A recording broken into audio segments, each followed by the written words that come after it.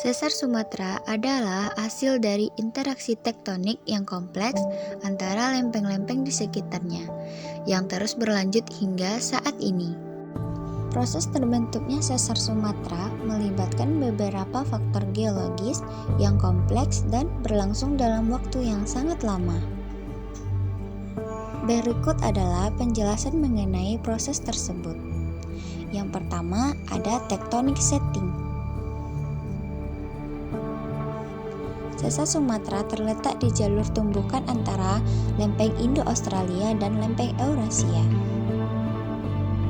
Interaksi antara kedua lempeng ini menghasilkan tekanan yang besar. 2. Tekanan dan deformasi. Ketika lempeng-lempeng tersebut bergerak, mereka saling menekan dan menyebabkan deformasi pada batuan di sepanjang batas lempeng. Ketegangan ini dapat menyebabkan pembentukan sesar. Yang ketiga ada pembentukan sesar. Proses pembentukan sesar dimulai dengan retakan pada batuan. Rangkaian retakan ini kemudian berkembang menjadi sesar yang lebih besar yang dikenal sebagai sesar Sumatera. Yang keempat ada aktivitas seismik. Sesar Sumatera aktif secara seismik dan sering mengalami gempa bumi. Aktivitas ini terus-menerus memperbarui dan bentuk sesar seiring dengan waktu.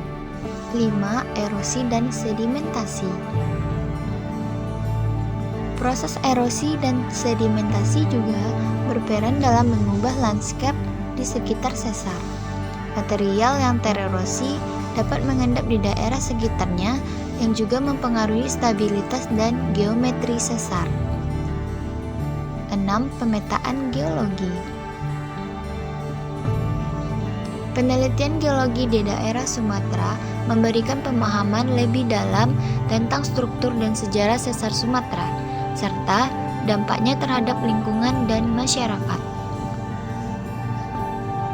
Sesar Sumatera memiliki berbagai dampak yang signifikan baik pada lingkungan maupun masyarakat.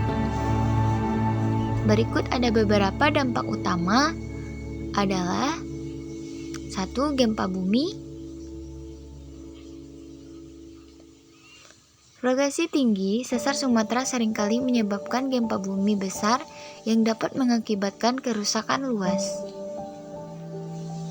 Bencana alam, gempa bumi dapat memicu tsunami, terutama di daerah pesisir, mengancam kehidupan dan properti. 2. Kerusakan infrastruktur. Bangunan dan jaringan transportasi, gempa dapat merusak gedung, jembatan, dan jalan, mengganggu transportasi dan akses ke layanan penting. Layanan dasar, kerusakan pada infrastruktur dapat mengganggu pasokan air, listrik, dan layanan kesehatan. 3. Dampak ekonomi.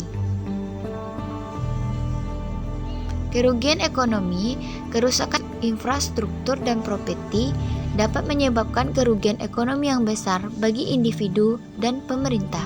Pembatasan investasi, ketidakpastian seismik dapat mengurangi minat investor dalam pembangunan di daerah berisiko tinggi. 4. Dampak lingkungan. Perubahan landscape, aktivitas sesar dapat mengubah topografi daerah, termasuk pembentukan lembah baru dan pegunungan. Erosi dan sedimentasi, proses geologis yang terjadi dapat menyebabkan erosi yang lebih cepat dan perubahan dalam pola sedimentasi. 5. Dampak sosial. Pengungsian dan trauma. Masyarakat yang terkena gempa mungkin harus mengungsi, mengalami trauma, dan kehilangan tempat tinggal. Kesadaran dan pendidikan. Meningkatkan kesadaran akan risiko gempa dan pentingnya mitigasi bencana menjadi krusial bagi masyarakat. 6. Mitigasi dan adaptasi. Pengembangan kebijakan. Pemerintah perlu mengembangkan kebijakan mitigasi bencana untuk melindungi masyarakat dan infrastruktur. Penelitian dan pemantauan. peningkatan penelitian dan sistem pemantauan gempa untuk memprediksi dan merespons lebih baik terhadap ancaman seismik.